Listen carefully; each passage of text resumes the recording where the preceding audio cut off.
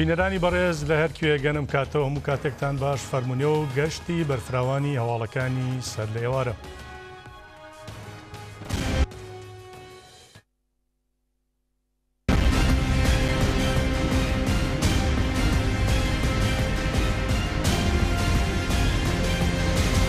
بابا عبدالذكر الله أردوغان به ربي علمه يورم خشما خدي ليك هذا توبا خدي ليك هذا غازب صار دواري همش دست وقتی مت كذا بيخوكي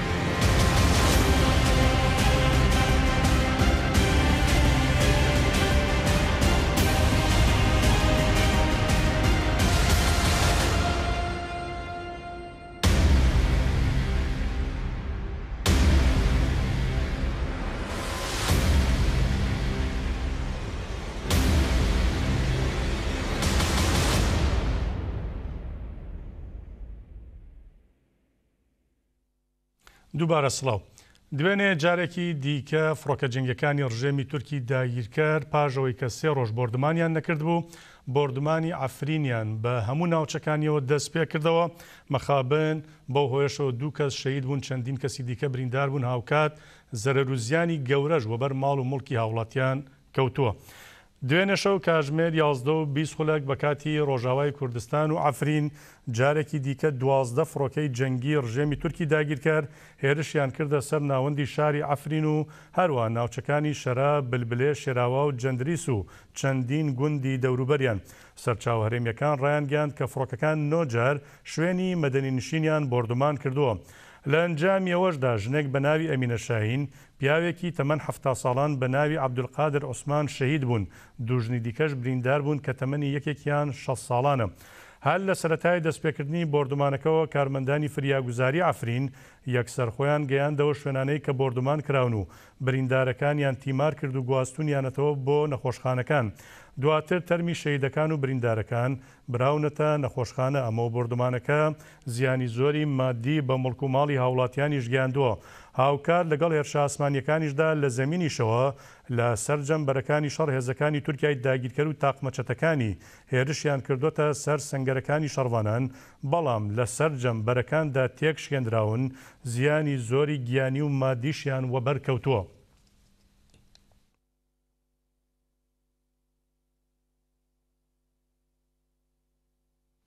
بەڵێ ئەمە و یەپەگە دیمەنی ساتی تەقاندنەوەی بلدۆزەرێکی سوپای تورکی داگیرکەری بڵاو کردوێتەوە کە سەرقاڵی دروستکردنی ڕێگا بووە. شەڕوانانی یەپەگە لە گوندی قودەی سەر بە ناوچەی ڕاجۆی هەرێمی ئافرین بلدۆزەرێکی سوپای تورکی داگیرکەریان تەقاندوێتەوە. دیمەنی ساتەوەختی تەقاندنەوەی بلدۆزەرەکەی ئەرتەشی تورک لەلایەن شەڕوانانی یەکینەکانی پاراستنی گەلی یەپەگە بڵاو کراوەتەوە، وەگێوەش لەسەر ئێکرانی تەلەڤیزیۆنەکەمان دەیبینن.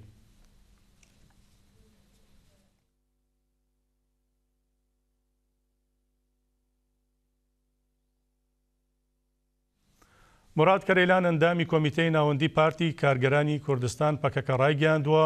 بەرخودانی ئافرین جیهانی سەرسام کرد، هاوکات ڕووی ڕاستەقینەی ماکینەی پروپاگەندەی ئەردوغانیشی خستووەتە ڕوو. ئەندامی کۆمیتەی ناوەندی پەکەکە مراد کەرەیڵان دەربارەی هێرشی داگیرکاری و بەرخۆدانی شەڕوانان و گەل، هەروەها چالاکیەکانی خاوەنداریکردن لە ئافرین بۆ ئاژانسی هەواڵی فرادووە وتی ئەو هێرش و پەلامارەی دەوڵەتی تورکیای کۆمەڵکوژ و داگیرکەر ئەنجامی دانیشتنەکانی ئاستانایە و بە پاڵپشتی ڕاستەوخۆی رووسیا ئەنجام دەدرێت. دیارە لە بەرامبەر بە پێدانی بەشێک لە ئیدلیب بە ڕژێمی سووریا و رووسیا و هەندێک سەودا و مامەلەی ئابووری تریش ڕێگە بە تورکیا دراوە کە هێرش بکات و کوردی ئازادی خواست تەنگەتاو بکەن و بیان خاتە ژێر کۆنتترۆلی خۆیانەوە و چەندین هێزی هەرێمیش بەشداریان لەو ڕێکەوتنەدا کردووە. بەوەش دەردەکەوێت کە هێرشی دەسەڵاتداری فاشزمی ئاکەپە و مەهەپە پژ ئەستورە بەگە لە کۆمەیەکی نێودەوڵەتیەوە. نامانەوێ نە رووسیا و نە هیچ هێزێکی نێودەوڵەتی تر پاڵپشتی هێرشی دەوڵەتی تورکیا لە دژی گەلی کورد بکات، بەڵام بێ هەڵوێستی لایەنەکان بە مانای بەشداریکردنە لە سیاسەتی کۆمەڵکوژی و کارێکی نامرۆڤانەیە. کارێڵان وتیشی هێزە نێودەوڵەتیەکان چاوەڕوانی بەرخۆدانێکی وەها نەبوون، پێیان وابوو دەوڵەتی تورکیا بە 3 ڕۆژ یان هەفتەیەک عەفرین داگیر دەکا باوەڕیان بە درۆکانی ئەردۆغان کردبوو بەڵام دوای 3 هەفتە لە بەرخۆدان هەموو کەسێک تووشی شۆک بووە ئەو بەرخۆدانە حسابی لایەنەکانی سەروبن کرد ممکن نییە ویژدانی مرۆڤایەتی لە بەرامبەر بەرخۆدانی دژی فاشیزم و زۆرداری نەبزوێت ئەرتەشی تورکیش بەشارنەوەی ژمارەی قوربانیانی لە ڕای گشتی و بەرزکردنەوەی ژمارەی قوربانیانی شەڕوانان دەیەوێت شکستەکانی لە بەرەی شەڕدا پەردەپۆش بکات و خۆی وەکو ئەرتەشێکی سەرکەوتوو پیشان بدات بەڵام ئامارە ڕاستەقینەکان درۆ و دەلەسەکانی ئەو ئەرتەشە نیشان دەدات لە ڕاستیشدا ئەردۆگان و ئەلقاعیدا شکستیان هێناوە و لە عەفرین مێژوویەکی نوێ دەنووسرێتەوە لە مێژووی شەڕیشدا قۆناغێکی نوێی خوڵقاندووە ئەو بەرخۆدانە بە بەرخۆدانی سەردەم بەناو دەکرێت کەواتە بەرامبەر بە تەکنۆلۆژیای هەرە پێشکەوتووی ئەم سەردەما جارێکی تر ئیرادەی مرۆڤەکان سەرکەوتووترە سەبارەت بە هەڕەشەی دەوڵەتی تورک بۆ داگیرکردنی منبەج موراد کەرێڵان وتی ئەگەر پێیان دەکرێت با لە پێشدا عەفرین داگیر بکەن دواتر باسی منبەج بکەن ئەو جۆرە هەڕەشانە تەنیا درۆ و هەخۆڵکێشانە دەیانەوێت سەودا و مامەڵەی پێوە بکەن بۆیە تێکشکاندنی هێرشەکانی دەوڵەتی تورک بۆ سەرگەلی کورد گەلانی تورکیا و گەلانی هەرێمەکە دەستی پێ قۆناغێکی نوێ و لە ناوبردننی فاشیزمی ئاکەپە و مەهەپە و ڕێ لە بەردەم دیموکراتیزەکردنی هەرێمەکە دەکاتەوە خەرێڵان نوێ ڕای پێشکەشکردنی سوپاس و پێزانینی خۆی بۆ هەموو ئەو کەس و لایەنانەی کە خاوەنداری لە بەرخۆدانی عەفرین کردووە داوای کرد کە ئەو بەرخۆدانە ببێتە پلاتفۆرمێک و بناغەیەک بۆ پتەوکردنی یەکێتی نەتەوەیی هەروەها سڵاوی خۆشی ئاڕاستەی گەلی عەفرین کردووە و دەڵێ سەری ڕێز و نەوازش بۆ شەهیدانی سڤیل و شەڕوانان دادەنەوێنم لە کەسایەتی ئاوێستا خاپور باران کۆبانێ و خەباتدا بەڕێزەوە یادی هەموو شەهیدان دەکەمەوە و هیوای چاکبوونەوەش بۆ برینداران دەخوازم ئەو هەڵوێستەی گەلی عەفرین یەکێکە لە شانازیەکانی مرۆڤایەتی بۆ سەرکەوتنی ئەو بەرخۆدانەش پێویستە هەموو ڕێکرا و تاک و لایەن پشتیوانی لێ بکەن و ببنە وەڵام دەرەوەی ئەو هێرشانەی کە دەکرێتە سەری موراد کەرێڵان لە کۆتاییشدا بانگەوازی لە گەنجانی کوردستان کرد کە گەلی عەفرینی قارەمان چاوەڕوانی شەڕوانانی بە شەرەفە پێویستە گەنجان لە هەر شوێنێکی کوردستان ئەو بانگە ببیستن و ببین و هەموو کەس خۆی ساز بکات و بەشداری لە بەرخۆدانی عەفریندا بکات.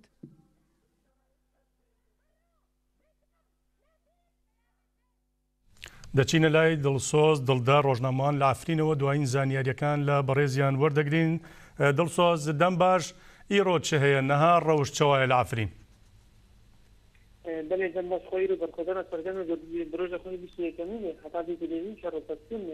محمد دواری اخوان ها لوان که یاندر عالی راج و یهی آرتیش اترکا در دکتر بتوپان وی هریم توبواران دیگه خود باید نبوده کلا یه گفتوه هریم آراج یزل وی لب آوائی دیوار او هریم که توباران که خود این هاجی بلافرین آرتیش اترکا در دکتر ناچه شیه توباران کربو بطایبتی گنده شبتا و هروات گنده ترمیشه گلوه ده ای ناچه نی گلوه ده بلافرین لوی هریم خصوصا خوی رو دنا واروجه ده دیگلک شهر و پسونی هدون خطابه که لیگی بردوام دیگه خواه ارزوری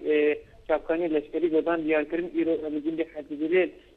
یه گفت که بنافسه شیه خوی رو شیه دنا واروجه ده شرین بدوار در دورا گنده ویچی ببو خطا نهاجی بردوام دیگه ایروجی قصدی گوتبو لوی گنده حجبلیل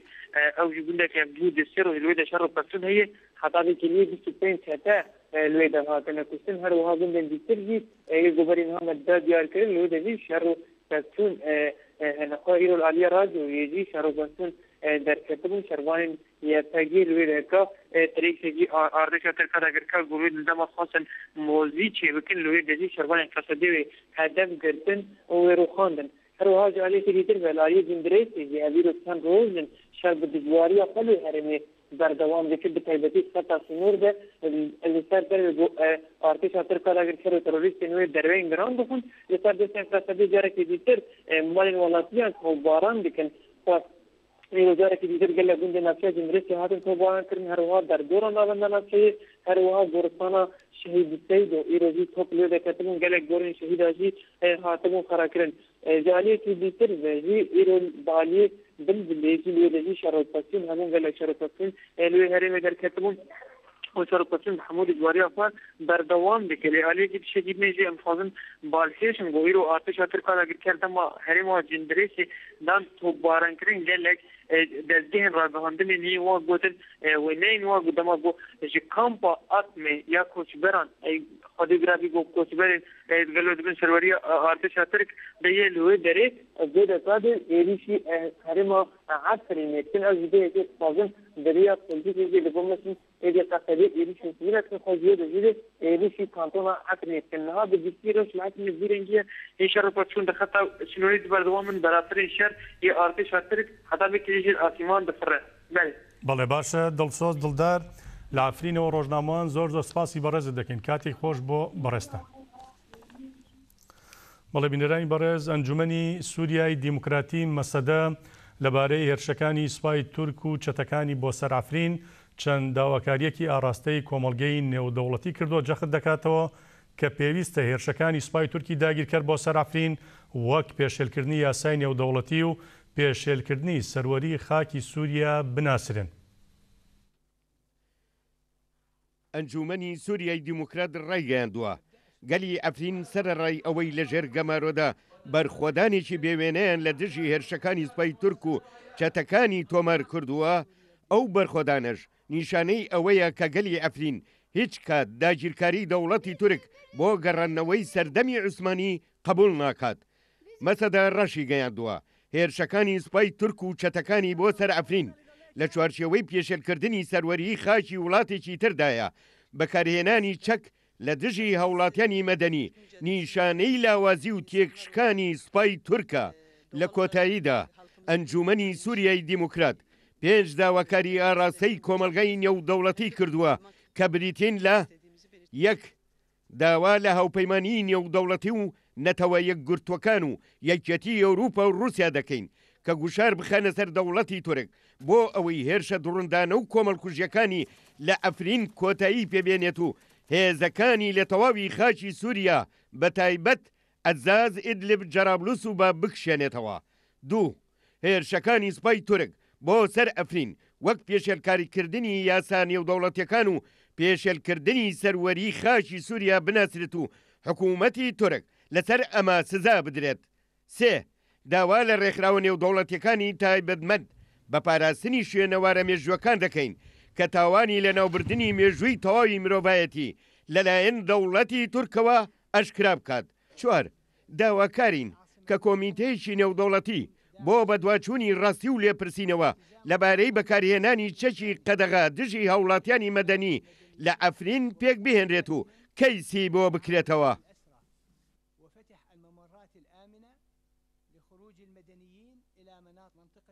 هاوسەرۆکی کۆنسەی بەڕێوەبەری کۆما جڤاکێن کوردستان کەجەکە جەمیل بایەک لەبارەی ڕەوشی ڕێبەری گەلی کورد عەبدوڵڵا ئۆجەلان ڕای دەگەنێت گرنگن ئەو چالاکیانەی کە بۆ ئازادی ڕێبەری گەلی کورد عەبدوڵڵا ئۆجەلان بەڕێوە دەبرێن پێویستە بەرفراوانتریش بکرێن. لە ڕۆژەوی سەرەکی هاوسەرۆکی کۆنسەی بەڕێوەبەری کەجەکە جەمیل بایەکدا ڕەوشی ڕێبەری گەلی کورد عەبدوڵڵا ئۆجەلان هەبوو. بایەک گوتی سیاسەتی تایبەتی بەسەر ڕێبەر ئاپۆدا پەیڕەو دەکرێت. لەسەر ڕێبەرا بوو سیاسەتێکی تایبەت دەمەشاندن لە دنیاە لەسەر چ ڕێبەرە لەسەر چ کەسکی ئەو سیاسەتە ناتێمەشاندن. ئەگەر ئەو سیاسەتێک لەسەر ڕێبەرا بوو دەمەشاندن گرەدەیە بە سیاسەتێک لەسەر گەلەی کورد دەمەشاندنە. بە ساڵەیە لەسەر گەلەی کورد دەولەتێ داگیرکەر فاشیست سیاسەتێ ئینکار ئیمهەیە دەمەشینە چونکە ڕێبەرا بوو خوا تەمسیل ناکە تشکی بۆ خوا نەکریە و ناکە کە هەتا نها چ کریە بۆ گەلەی کورد بۆ ئینسانیەتێک کریە. هەروەها بایەک تشتی خستە سەر گرنگی ئەو چالاکیانە کە بۆ ڕێبەر ئۆجەلان دەکرێن و پەیامێکی وهەی بە کوردستانیان ڕاگەیان. ڕێبەرا بوو و gelê Kurd 19 sala li dijî ve tecrîte ve zulme disekine, tekuşîne dike. Bu ve jî lazim e him gelê Kurd vê tekuşînê xwe daha mestir bike ki bikane azadiyê rebera po pêş bixik, azadiyê xwe pêş bixe. Çünkü ew rejimê iktidarê faşîst ê AKP MHP pir zayıf e. Ber vê ketinê ye, ber vê hatiye. Eger tekuşîn daşt jî bilind pê pêşxistin, ew rejima bikeve. Baweriya min ew e ki gelê Kurd jî Quwatê Demokrasî, Azadî ê Sosyalîst jî ew berxadanê ki 19 salî pêş ketik ki em dikevin işte 20 salî ye, em manek war mezin bidinê 20 saliyê ki em dikevinê bikin sebeba ki him reber apo fizîkî azad bikin, him jî ki pirsgirêkê Kurd têxin riyê çareseriye bo ve tekuşîne bilind bikin. جەمیل بایک شەهیدانی بەرخۆدانی بەڕێوەبەرایەتی خۆسەری باکووری کوردستانیشی بەبیرێ نایەوە وتی ئەوەن خەون و خەیاڵی شەهیدان بەدیدێنن. شهیدê xaseriyê demokratîk di şaxsê Asya Mehmet Tuş da bir tînim li ber wana bejnê xwe tewînim. Ew sozek meddayî wan em ê pêkbînin. Bi rastî wana qehremanekî mezin kir. Ne tek bo wa bajarana, ne tek bo gelê me Bakur, ne bu tek bu gelê Tirkiye. Bu hemî beşê Kurdistan, bu hemî gelê Rojhilatê Navîn, bu insaniyetê ew berxadana pêşxistin. Ew berxadanekî dîrokî ye. Eger ew berxadanana war pêşketin ki îro jî li Afrîn, gelê me Afrîn berxadanekî dîrokî pêş dixe, ve girêdayî bi felsefe îdeolojî reber apo. Çünkü reber apo بەڵێ ماوەی دوو ڕۆژە ڕێپێوانێکی مەودا درێژ بۆ شەرمەزارکردنی گۆشەگیری سەر ڕێبەری گەلی کورد عەبدوڵڵا ئۆجلان هاوکات بۆ داواکردنی ئاشتی بۆ کوردستان و داواکاریەکی دیکەی سەرکیشیان کە هەیە ئەویش شەرمەزارکردنی هێرشەکانی سەر عەفرینە کە لەلایەن دەوڵەتی تورکەوە دەکرێن لە لۆکزەمبۆرگەوە بەرەو ستراسبۆرگ دەستی پێکردووە. ئێستا بۆی کە بزانین ڕێپێوەران بەکوێ گەشتونەتە چ شوێنێک پەیامەکانیان لە ڕێگادا چی بۆ خاتونە جیبە قەرەداخی یەک لە بەشداران لە ڕێپێوانەکەەوە لەگەڵماندا بەڕێز قەرەداغی ئەم کاتت باش.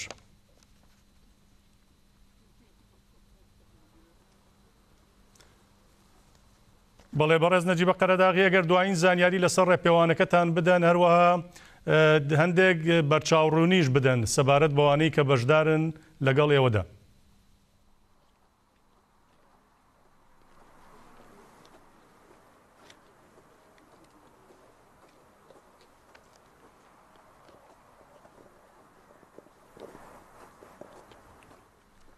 دیارە دەنگی من ناگاتە لای بەڕێز نەجیبە قەرەداغی تا چارەسەریەوە گرفتە دەکرێت لە هەواڵەکانی دیکە بەردەوام دەبین پاشان ئەگەر پەیوەندیەکە گرێدرا دەگەڕێنەوە لای بەڕێزیە. هاوسەرۆکی هەرێمی جزیرەی ڕۆژاوای کوردستان پێی وایە کە هێرشی سوپای تورک و چەتەکانی بۆ سەر عەفرین بۆ تێکدانی برایەتی و پێکەوە ژیانی گەلانی باکووری سووریایە دەژڵێت ئێمە لە عەفرین سەرکەوتوین. لە هۆڵی ڕۆشنبیری لە شاری سلێمانی بەڕێوەبەرایەتی ڕۆشنبیری و هونەری سلێمانی و ئەکادیمیای سیاسەت و هزری دیموکراسی بە ناونیشانی بەرخۆدانی سەردەم لە عەفرین بەرامبەر بە داگیرکاری تورکیا سیمینارێکیان بۆ هێوا عەرەبۆ هاوسەرۆکی هەرێمی جزیرەی ڕۆژاوای کوردستان ساز کرد. هێوا عەرەبۆ لە سیمینارەکەدا وتی ئەو شۆڕشەی کە لە ڕۆژاوا دەستی پێکرد شۆڕشێک نەبوو تەنها بۆ ئازادکردنی خاک بەڵکو بۆ پێکهێنان و پراکتیزەکردنی سیستەمێک بوو. ئەوەشیە کە ئەمریکا و رووسیا و تورکیا و سووریا قبولی ناکەن. ئەو شۆڕشە فکریەیە کە لە ڕۆژاوای کوردستان بەڕێوە دەچێت. لەبارەی دۆخی عەفرینیشەوە هێوا عەرەبۆ وتی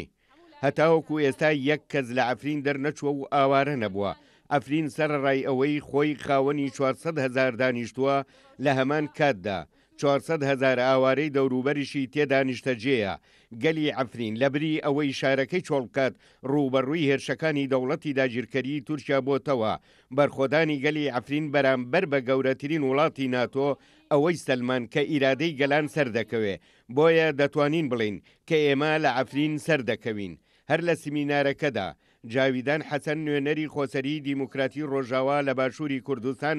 وتارێکی پێشکەش کرد و وتی سەرکەوتنی شۆڕشی ڕۆژاوای کوردستان سەرکەوتنی هەر چوار پارچەی کوردستانە. ئەو هێرشانش بۆ تێکدانی شۆڕشی ڕۆژاوایە کە بووە دەرگای گۆڕانکاری لە ڕۆژهەڵاتی ناوەڕاست. جەختیشی کردەوە کە دەبێت هەموو گەلی کورد لە چوار بەشی کوردستان بە تایبەتی ڕۆشنبیران خاوەنداری لە شۆڕشی ڕۆژاوای کوردستان بکەن و هەڵوێستان هەبێت بەرامبەر بە هێرشەکانی سوپای تورک و چەتەکانی.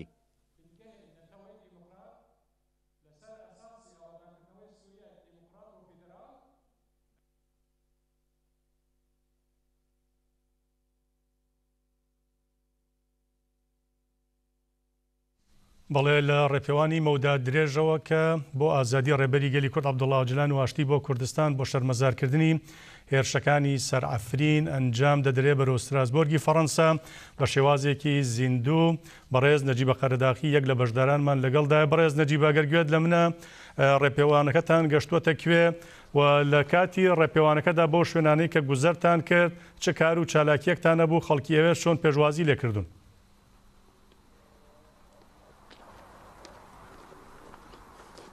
بەڵێ ئێوارە باشان درێن ڕێپێوانی ئینتەرناسیۆنال بۆ ماوەی 10 ڕۆژ دوێنێ لە لوکسەمبۆرگی پایتەختی وڵاتی لوکسەمبۆرگ لە بەردەم دیوانی دادەستی پێکرد لەوێ لە دوانێکی چاپەمەنی درا زۆربەی زۆری ئەو ڕێکخراوانەی کە بەشداریان کردو لە ئاسینی و دەوڵەتیدا پەیامی خۆیان ڕاگەیاند. ئەلبەتە ڕێپێوانە درێژەکە بە دروشمی ئازادی بۆ ئۆژەلان و ئاشتی بۆ کوردستان یا ساتیۆ بۆ کوردستان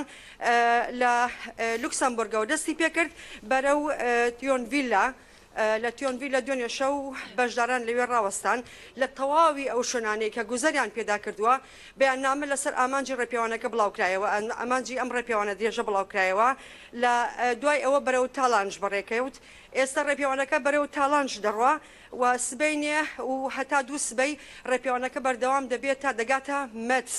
ئەلبەتە دەمەوێت ئاماژە بۆ بکەم کە پلەی سەرما لێرە سفر و لە زۆر جێگەش لە ژێر سفرەوەیە. بەڵام بەرخودانی ئافرین ڕۆحی بەرخودانی ئافرین هێندە بە گەرمایی گەیشتە لای بەشداران کە لە لایەن 7 ڕێکخراوەی نێونەتەوەییەوە لە 13 وڵاتی جیهانەوە بەشداریان کردووە. دەتوانم بڵێم ئەم ڕێپێوانە لەگەڵ ڕێپێوانەکانی قۆناغی ڕابردوو ساڵانی ڕابردوو جیاوازەکەی ئەوەیە کە ژمارەی کوردەکان لەم ڕێپێوانەدا کەمینەیە لەبەرەوەی کە ژمارەیەکی یەجگار زۆر سەرلێدانیان کردووە. بەڵام ئەم ڕێپێوانە لەبەرەوەی ڕێپێوانی ئینتەرناسیۆناڵە ژمارەی بەشدارەکان کە نزیکی 200 کەسە زۆربەی زۆری لە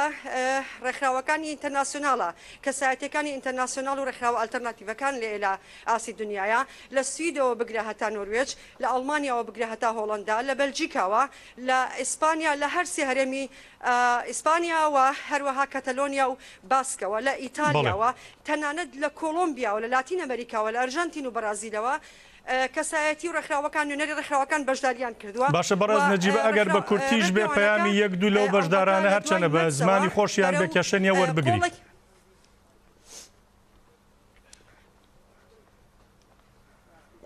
بەڵێ باشە. بەڵام من پێشەوەی کە بۆ چوونی ئەوان وەربگرم ئاگادارێکی زۆر کورت دەدەمێ لەوەی کە لە ڕووی دیبلۆماسیەوە بە تەواوی ئەو شوێنانەی کە گوزەر کراوە دۆسیە و ئامانجی ڕێپێوانەکە دراوە بە بەرپرسیاران لەگەڵ ئەوان ئاخافتن کراوە یا دیدار ساز کراوە ئامانجەکەیان پێگەێنراوە. بە تایبەتی دەمەوێت ئاماژە بە ڕۆڵ و کاریگەری یەکێک لەو شوێنانە بکەم کە ئەمڕۆ پێشوازێکی زۆر باشی لە بەشداران کرد کە بەڕێز ژان پیر بوو لە لاڤێلا لەوێ پێشوازی لێ کرد و هەروەها لە ساڵۆنی پابلۆنیرۆدا پێشوازی لە بەشداران کرد و خزمەتێکی باشی بەشدارانی کردووە سەپۆرتی ئەوەی کرد پشگیری ئەوەی کرد کە ئەوانیش لەگەڵ ئەوان کە ئاشتی بەرقەرار بێ لە کوردستان و کۆتایی بە شەڕ و داگیرکاری لەسەر کوردستان بێ ئێستا یەکێک لە بەشدارەکانم لەگەڵایە دەمەوێت ئەلبەتە لێ پرسم لەکوێوە هاتووەوە بۆچی بەشداریەکە لێرە Good evening. Good evening. Where do you come from and what's your name? I am Berta. I come from Barcelona in Catalonia. Okay, why you participate in this march? So I think it's very important to give some support to the Kurdish movement, the Kurdish fight. I guess all the territories and villages are fighting for their freedom, and we are here to support somehow and to understand a little bit more, to know you and your fight. Why Rojava is so important for the other people also in the international way? I guess I knew a lot of Rojava in Colombia, where I live from some years ago. I think Rojava is very important for this violence that lives as a concentration of violence in this point, even if the violence is structural in all the world. But so we are really like in the support of this Rojava fight. Okay, thank you Berta. Thank you. بەڵێ هەندێن ئەلبەتە بێرتا بۆ خۆی لە خەڵکی بەرسەلۆنایە بەڵام لە کۆلمبیا دانیشێ و لێوە هاتۆ بەشداری ئەم ڕێپێوانەی کردووە بەلایەوە گرنگە کە بەشداری ئەم ڕێپێوانە بکە بۆ ئەوەی کە هەم پشتگیری بکە لە خەڵکی کورد لە شۆڕشی ڕۆژئاوا و لە هەمان کاتدا بەشداریکردنی لەم ڕێپێوانە درێژەیە بۆ ئەوەیە کە زیاتر فێر ببێ لەم ڕێپێوانەوە لەلایەکی دیکەوە ئاماژەی بۆەوە کرد کە توندوتیژیەکی بە پلانکرااو لەسەر ڕۆژاوای کوردستان هەیە بۆ پەرپەرشدانەوەی ئێوە ئەڵبەتە پشتگیری لەم ئامانجی ئەم ڕێپیاوانە لە شۆڕشی ڕۆژاوای کوردستان دەکەن. بەڵێ هەندرێن ئەڵبەتە ڕێپیاوانەکە بەردەوام دەبێ ئەم ئێوارەیە دەگاتە تەڵانش لە تەڵانش لەوێ بەشداران دەمێننەوە سبەینێ بەرەو مەچ بەڕێ دەکەون بەڵام ئەلبەتە سبەینێ ڕێبەروێ ڕێگەکە درێژە بەرەو مەچ ناگەنە مەچ دەکەنە نیوێ ڕێگا و لە ڕۆژی دوای ئەوە بەردەوام دەبێ لە ڕۆژی 11 مانگدا زیاتر لە 1000 کەس لە باسلەوە بەرەو لۆزان ڕێپێوان دەکەن ئەلبەتە لە لۆزان لەبەر ئەوەی کە شوێنێکە سێمبولە لەباری ئەلبەتە لە باری نەگەتیڤەوە ئەلبەتە سمبولە لەبەر ئەوەی کە لەوێ کوردستان کراوە بە 4 پارچەوە کوردەکانیش دەیانەوێ لەگەڵ دۆستە ئینتەرناسیۆناڵەکانیان لەوێ پەیامێک بدەن ئەوەی کە پارچەکردنی کوردستان قبول ناکەن و لە هەمان کاتدا دەیانەوێت پشتگیری لە شۆڕشی کوردستان بکەن شۆڕشی ڕۆژاوا بکەن. ئەمە بە تەواوی ڕێپیاوانەکە ئاماژیان بەوە کردووە لە گفتوگۆمان لەگەڵ ئەوانە یەکشی دیکەش کە دەمەوێت کۆتایی بە قسەکانم بێنم ئاماژە بۆ بکەم کە تەواوی بەشدارانی ئەم ڕێپێوانە ئەلبەتە ئێشی فاشیزمیان هەست پێ کردووە لەلایەن داپیران و باپیرانیانەوە بە تایبەتی فاشیزمی مۆسۆلینی و فاشیزمی فرانکۆ لە ئیتالیا و لە ئیسپانیا وڵاتانی دیکە بە تایبەتی فاشیزمی هیتلەر لە ئەڵمانیا لەبەرەوەی کە داپیران و باپیرانی ئەمانیا بڵین تەنانەت ئەوانی کە بە تەمەن و باوک و دایکان هەستیان بەو فاشیزمە کردووە هەمان فاشیزم لە کەسایەتی ئەردۆغانە دەبینن لەبەرەوە نانەوێ و فاشیزمە ئێشەکەی گەلی کوردیش بیکێشێ هەرچەند لە ئەفرینە فاشیزمی تورک هەوڵی دا کە ئەفرین داگیرکە بەڵام گەرمایی ئەم ڕێپێوانە ئەلبەتە ئیلهامی خۆی لەو شۆڕشە وەرەگرێ بۆ ئەوەش بێرتا و هەواڵەکانی کە لەگەڵمانان لێرە پشتگیری لە شۆڕشی ڕۆژاوای کوردستان دەکەن. بەڵێ زۆر سپاس بۆ بەڕێست و بۆ بێتا و بۆ هەواڵەکانیشی کە بەم سەرماوسۆڵەیە لەو ڕێپێوانە مەودا درێژەدان بەڕێز نەجیبە قەرەداغی یەک لە بەشدارانی ڕێپێوانی مەودا درێژ بەرەو ستراسبۆر کە ئاوکات ئەندامی ناوەندی ژنۆلۆژیشە زۆر سپاسە دەکەین کاتێک خۆش بۆ بەڕێستە. بەڵێ بینەرانی بەڕێز گەلانی بەرخودێری ڕۆژاوای کوردستان و باکووری سووریا بەردەوام لە چالاکیدان بۆ ئەفرین و پشتیوانی لێکردنی هاوڵاتیان بە تایبەتی ژنانی هەرێمەکە ڕای دەگەن هەتا فاشیزم و داگیرکاری دەوڵەتی تورکیا تەواو نەبێت کۆتایی بە چالاکیەکانمان ناهێنین و دانانیشین. کۆنگرەی ستاری ئەفرین بە لێدوانێک بانگی لە هەموو ژنانی جیهان کرد کە بۆ خاوەنداری لە ئەفرین ڕاپەڕن. لێدوانەکە بە ئامادەبوونی ژمارەیەکی زۆر لە ژنانی کانتۆنەکە لە مەیدانی ئازادی خوێندرایەوە. ژنان ڕایان گەیاند لە بەرامبەر داگیرکاری و هێرشەکانی دەوڵەتی تورک و چەتەکانی بەرخۆدان بە جۆشتر و بەرفراوانتر دەکەینەوە. هەروەها ڕێخستنی کۆنگرەی ستاری کانتۆنی کۆبانێش دەربارەی هێرشەکانی دەوڵەتی تورک و چەتەکانی بۆ سەر ئەفرین لە لێدوانێکدا ڕایگەیاند پاراستنی ئەفرین پاراستنی شۆڕشی ژنان و تەواوی گەلی هەرێمەکە و باکووری سووریایە. لەلایەکی دیکەوە بنەماڵەی شەهیدانی تەلتەمەری سەر بە کانتۆنی جززیرە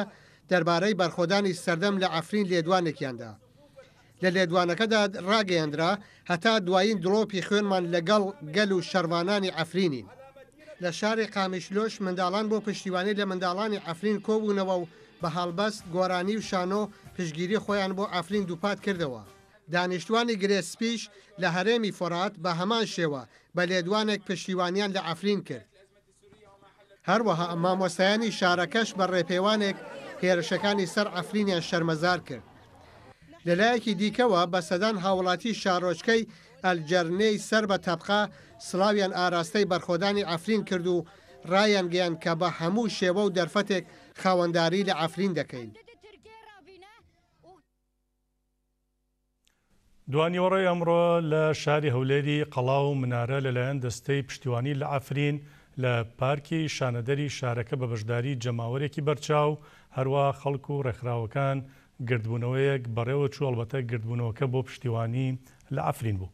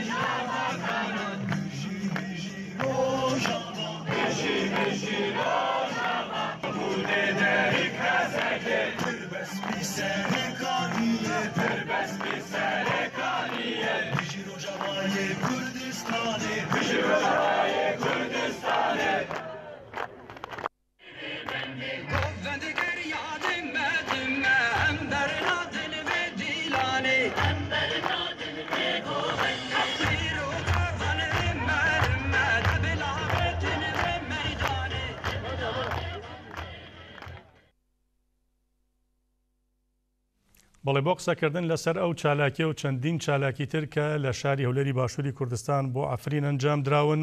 هاوڕێ کوردی چالاکوانی مەدەنی هاوکات یەک لە ڕێخەرانی ئەو چالاکیەش ئێستا بە تەلەفۆن لە هەولێرەوە لەگەڵماندایە. بەڕێز کوردی ئەم کاتت باش، هەندێک لەسەر ئەو چالاکیە زانیاری بدەن، هەڵبەتە ئاخاوتن کراوە، دیمەنەکان بێمە نەگەشتون، بە چ شێوازێک بەڕێوە چولە و بارەوە زانیاری زیاتر بن، کار و چالاکی دیکەشتان ئەگەر هەیە بۆ ئەفرین فەرمونون کەرەمکەن. بەڵێ سەرەتا سڵاو لە تۆ و بینەرانی سێتیویش. دەستەی پشتیوانی لە ئەفرین لە ڕێکەوتی 24 مانگ لەگەڵ سەروبەندی ئەو هێرش و پەلاماری دەوڵەتی تورکیا بۆ سەرگەلەکەمان لە کانتۆنی ئەفرین و ڕۆژاوای کوردستان بە ضرورەتمان زانی کۆمەڵەیەک چالاکوان و کەسایەتی ڕۆشنبیری و مامۆستا و کرێکاری و هەتا هاوڵاتیش لە نێو دەستەکەدا جێدەگرن. خۆمان ڕاگەیان لە ماوەی ڕابردوودا لە ماوەی هەفتەی ڕابردوودا زنجیرە چالاکیەکی جۆرا جۆرمان ئەنجامدا، بەردەم قوسوخانەکان، بەردەم نەتەوە یەکگرتووەکان، شوێنە گشتەکان بە ئامانجمان گرت بۆ ئەوەی خەڵک کۆشیان بکەینەوە و ئیدانەی ئەو دەستدرێژی و پەلەمار و داگیرکاری دەوڵەتی فاشیستی تورکیا بدەین بە هاوکاری گروپی چەتەکانی نزیک لە تورکیا. ئەمڕۆ لە بەردەم پارکی شانەدەر لە کاتژمێر 3 گرتبوونەوەیەکی جەماوەری فراوانمان ڕێگەخست بوو بە بەشداری چارپارچەی کوردستان. کوردانی هەر چوار پارچە لەوێ ئامادە بوون، لە نەتەوە جیاجەکانیش عەرەب بەشداریە و چاڵاکی ئێمەیان کرد. ئەمڕۆ گرتبوونەوەی باڵێ ئەو گرتبوونەوەی ئێمڕۆ ئەنجاماندا بەنامەیەک خوێندراوە لە گرتبوونەوەکە لەسەر ناوی دەستەی پشتیوانی لە ئەفرین و ئێمە لە پشتیوانیکردنی گەلەکەمان لە ڕۆژاوای کوردستان لە ئەفرین بەردەوام دەبین. بۆ پێماوە دەبێت لە ئێستادا هەموو تاشێکی کورد، هەموو هێزولایەنە سیاسیەکان، ڕێکخراوەکانی کۆمەڵی مەدەنی باشتر کاراتر لەسەر ئەم کەیسەیە بێنە دەنگ، چونکو ئەفرین داگیرکردنی ئەفرین دەبێتە داگیرکردنی تەواوی خاشی کوردستان ئەمە نیە لە تەنە لە شارێکە باڵێنە هێرش و پەلاماری ئەمە لە کەرکوب لە دوای ڕووداوەکانی 16 ئۆکتۆبەر بینیمان دەوڵەتی تورکیا چۆن دژاتی ڕفراندنی سربەخۆی یاریمی کوردستانی کرد ئێستا جارێکی تر لە عەفرین دەیانەوێت کورد تێک بشکێنن ئەگەر عەفرین تێک بشکێت کە دڵنیان تێک ناشکێ ئەمە 21 ڕۆژە بە بەرخۆدادی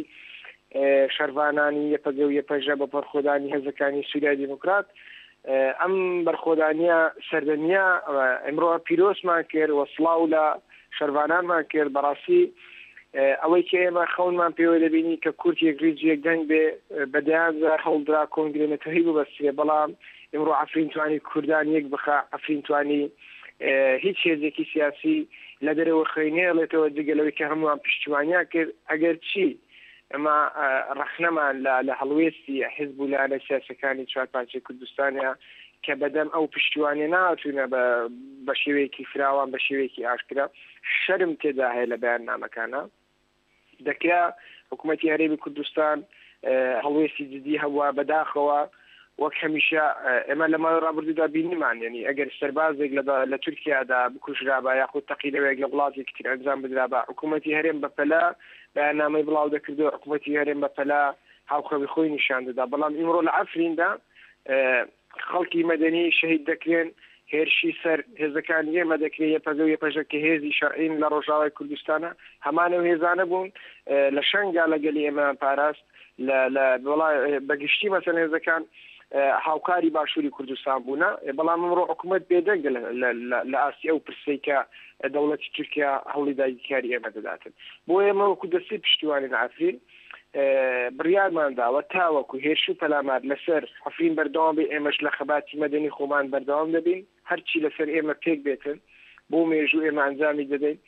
و بڕیارمان داوە لە دوای عەفرینیش ئەو گروپەی کە دروستمان کردووە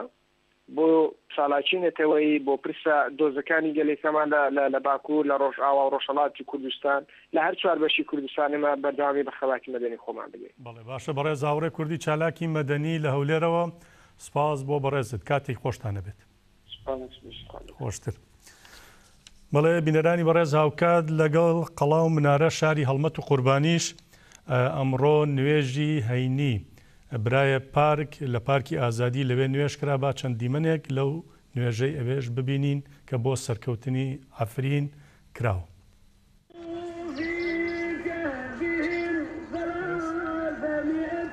داوا لە خۆی گەورە دەکەی لای خۆی گەورەژی ئینشاڵڵا ڕاستیەکان بەسەر دەکەوێتەوە.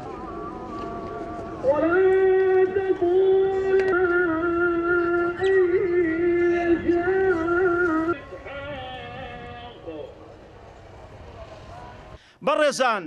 ئەو شەڕەی کە ئەمڕۆ لە عەفرین ئەگوزەرێ کە شەروانان ئەو شەڕە ئەنجام ئەدەن ئەو شەڕە شەڕێکی تا سەر ئێسقان شەڕێکی ڕەوایە شەڕ لە دیفاع لە دۆزی کورد دەکرێ دیفاع لە خاکی کورد دەکرێ دیفاع لە شەرەف و کەراماتی کورد دەکرێ هەرچی بۆ بەرزی وەتەن تێکۆشێ لیباسی فەخری تاریخ ئەپۆشێ کەسێک کە خێری بۆ وەتەن نییە بەچی ئەزانی کە دوژمن نییە بژی شەروانان بژی ڕۆژاوە سەرکەوتن بۆ کووردا ڕسوایی بۆ داگیرکەرانی کورد و کوردستان داواکەی لە خوای گەورە خوایە بۆ خاتی ناوە جوانەکانی خۆت خوایە شەروانان سەرخەی خوایە یا ڕەبی خوایە بۆ خاتی گەورەی خۆت یا ڕەبی خوایە بۆ خاتی ناوە جوانەکانی خۆت خوایە هێز و سوپای تورکیا خوایە لە ناوی دەیت و تێک و مەکانیان دەیت و بیانشتێنی خوایە بەسەر شۆڕی و بەلوت شکاوی و بەزەلیلی بیانگەڕینی تۆ بۆ خاک وڵاتی خۆیان یا ڕەبی خوایە ئەو تورکیایی کە هێزی ناتۆیەت دووەم هێزە لە ناتۆدا کەوا لوت كما صليت على إبراهيم وعلى آل إبراهيم إنك حميد مجيد اللهم اغفر للمؤمنين والمؤمنات المسلمين والمسلمات الأحياء منهم والأموات من أهل السنة والجماعة والجماعات يا ربي خوايا الرحمن لبكي يا ربي خوايا بخاتينا وجوانا كان خد أم كردستان بباريزي لجير بيلاني بيلان جيران يا ربي خوايا بخاتينا وجوانا كان خد رحم بالروش آواي كردستان بكي جيان وجياني منالان وجنان وشروانان بباريزي چونکەوان لەسەر حەقن خوایە گیان خۆت وعدت داوە دیفاع لە حەق ئەکەی خۆت وعدت داوە دیفاع لە مەزلوم ئەکەی خۆت وعدت داوە دیفاع لە خەڵکی بەشمەینەتی و بەشخوراوەکەی خدایە ئین الله لا يخلف الميعاد وعد داوە مخالفەی وعدی خۆت نەکەی خوایە وعدەکەی خۆت بەجێبێنی. بەڵێ ئەوە مەلا سامان سەنگایی بوو کە پێشنوێژی ئەو نوێژەی کردبوو کە لە پارکی ئازادی سلێمانی بەڕێوەچوو. ئەندامێکی سەرکردایەتی یەکێتی نیشتمانی کوردستانی ڕایگەیاندەوە ئەوەی لە ئەفرین و ڕۆژاوای کوردستان ڕوودەدا کاریگەری لەسەر هەرێمی کوردستان و عێراقی ژەیە و دەژڵێت لە ناو لایەنی سیاسی و نوخبەی عێراقیدا هاوسۆزی زۆرە بۆ ئەفرین. ئاڵا تاڵەبانی ئەندامی سەرکردایەتی یەکێتی نیشتمانی کوردستان سەردانی نوێنەرایەتی ڕۆژاوای کوردستانی کرد لە شاری سلێمانی و لەلایەن حەیفا عەرەبۆ هاوسەرۆکی کانتۆنی جەزیرە و شاندێکی یاوەری پێشوازیان لێکرا. دەربارەی ئامانجی سەردانەکەی و کۆبوونەوەکەیان ئاڵا تاڵەبانی بە ڕۆژنیوزی ڕاگەیاند. لە کۆبوونەوەکەماندا باسمان لەو ئۆپراسیۆنە کرد کە دەکرێتە سەر هەموو پێکاتەکانی ئەفرین. ئەوەی لەوێ ڕوودەدات لە ڕووی دروستبوونی پشێوی و ئاشتی لە ناوچەکەدا کاریگەری لەسەر هەرێمی کوردستان و عێراقیش هەیە لە ئێستا و لە داهاتووشدا. ناوبرا وتیشی خۆشیانە کە ئەم پەیامی ئەوان کە ئەمڕۆ بە ئێمە یەکێنن بیگەنە لای عێراقیەکانیش بیگەنە لایەنە گرنگ و پەیوەندیدارەکان لە ناو چ حکوومەت و پەرلەمان و دەستگا فەرمیەکانی عێراق چ لە ناو نوخبە و ڕۆشنبیریشا چکە بەڕاستی من ئاگادارم لە بەغا هاوسۆزیەکی گەورە بۆ ئەفرین هەیە بۆ ئەو قارەمانیەتە هەیە کە خوشکبراکانمان لەوێ بەرامبەر بە ئەو هەموو تونند و تیژەی کە حکوومەتی تورکیا و ڕژێمی تورکیا بەرامبەر ئەیکا تەنانەت ئەو کارەساتەی کە بەرامبەر قارەمانیەتی بارین کرا پێشەوەی ئێمە قسەی لەسەر بکەین من لەلایەن میدیا عەرەبیەکان و لەلایەن کەسایەتی و ڕۆشنبیر و نوخبەکانی عێراقیەوە قسەی لەسەر کرا. هەروەها حەیفا عەرەبۆ هاوسەرۆکی کانتۆنی جزیرە ڕایگەیاند دیداری ئەمڕۆمان بۆ ئەوە بووە کە باسی ئەوە بکەین چۆن لە ئەنجومەنی نوێنەرانی عێراق بتوانین قسە و باس لە ڕەوشی ڕۆژاوا و عێراق بکەین. هەم ئێمە پێویستمان بە هاوکاری عێراق هەیە هەمیش عێراق دەتوانێت سوود لەو شێوازە حکومڕانیە ببینێت کە لە ڕۆژاوای کوردستان پەیڕەو دەکرێت چونکە لە ئێستادا عێراق لە قەیراندایە.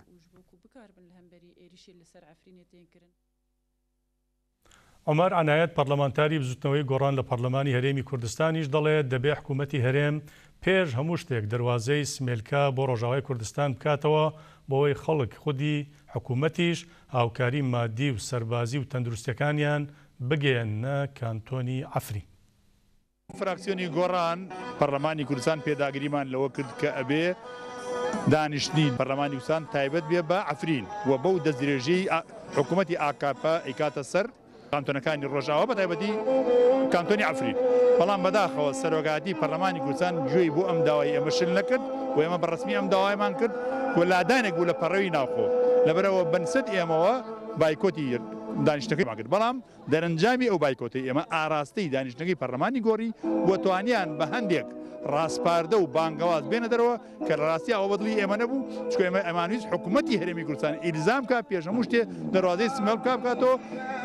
خەڵکانی کورد ئێرە و حکوومەتی هەرێمی کوردستان چی هاوکاریان پێکرێت لە ڕووی سەربازی و لە ڕووی مادی و لە ڕووی پزیشکی و لە ڕووی مرۆییەوە بیگەێنە کانتۆنەکان تەنانەت بگەێنە کانتۆنێک زیک خامیشلی بکەنەوە یا کۆبانی بکەنەوە ئەوان خۆیان بەرپرس بوون لە گەیاندنی. ئەوەی ئێمە پێمان بگرێت لە پەرلەمانی کوردستان وەک فراکسیۆنی گۆڕان فشاری تەواو دروستەکەین لەسەری حکوومەت نابێت چاوداخە لە بەرامبەر تورکیا وی بە گومان ئێمە گومانمان هەیە ئەو چاوداخستنە هۆکارەکەی ئەوە بێ ئەو گرێبەستە 50 ساڵی لەگەڵ حکوومەتی تورکیا کردوانە کە هەندێ بابەتی تایە هەندێ بند و مادەی تایە کە نهێنین تا ئێستا نەبوو ئێمە نەبوو خەڵکی کوردستان ئاشکرا نەبووە.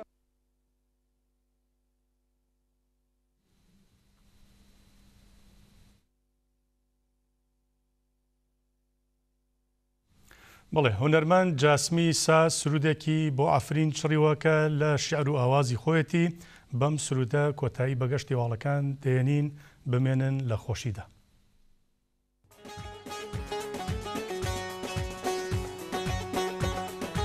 باوکە خێرا کە ڕۆژاوای کوردستان پێویستی بەمانەوە مامۆستا چاوەڕوانە.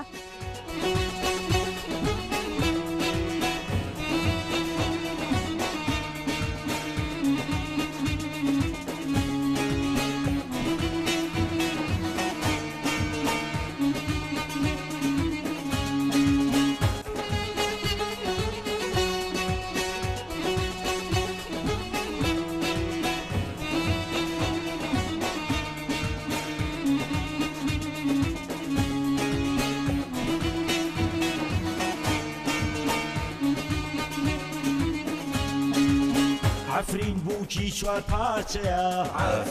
دژی کۆت و کەلەپچەیە ئەفرین بووکی چوار پارچەیە دژی کۆت و کەلەپچەیە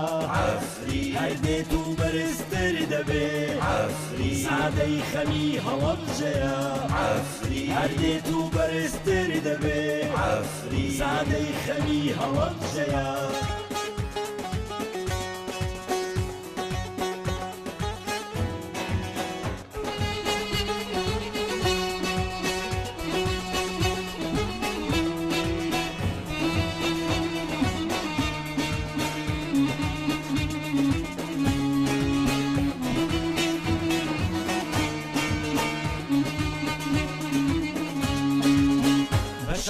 زەنگ و ڕۆژی ڕوو شەرفانان بەبوون و نەبوون بە شەوا زەنگ و ڕۆژی ڕوون شەرفانان بەبوون و نەبوون شەخماخەی سێرەی تفەنگیا دژمن دەگاما دوو جەبوون شەخماخەی سێرەی تفەنگیا دژمن دەگاما